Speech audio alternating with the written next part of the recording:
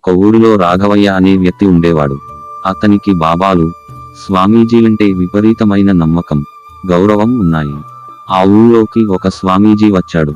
రాఘవయ్య ఆ స్వామీజీకి రుచికరమైన భోజనం పెట్టి, స్వామి, అబద్ధాలు చెప్పకుండా, పాపాలు చేయకుండా బతకలేని ఈ ప్రపంచంలో మీరు పాపరహితులుగా ఇంత నిర్మలంగా ఎలా ఉన్నారు అని అడిగాడు. ఆ సంగతి అలా ఉంచు, సరిగ్గా 7 రోజుల్లో ఈ ఇంట్లో మరణం ప్రాప్తమయ్యే అవకాశముంది అన్నాడు స్వామీజీ. రాఘవయ్య కలవరపడి ఆస్తి పంపకాలు ఎలా జరగాలో, బాకీలు వసూళ్ల గురించి కుటుంబ సభ్యులకు వివరించి చిత్తశుద్ధితో దైవధ్యానం చేస్తూ సమయం గడపసాగాడు. 7వ రోజు రాఘవయ్య స్వామీజీని కలిశాడు. స్వామీజీ రాఘవయ్యతో, నాయనా, ఈ 7 రోజుల్లో ఎన్ని పాపాలు చేశావు అని అడిగాడు. స్వామి, మృత్యువుని ఎదురుగా ఉంచుకుని ఎలా పాపాలు చేయగలను అన్నాడు రాఘవయ్య. నీకు మరణం ప్రాప్తిస్తుందని నేను చెప్పలేదు కదా. మీ ఇంట్లో ఇవాళ ఆవు చనిపోతుంది. ఇక నీ ప్రశ్నకు నువ్వే జవాబు చెప్పావు. నాలాంటి వాళ్ళు మృత్యువును జీవితాంతం మరిచిపోరు.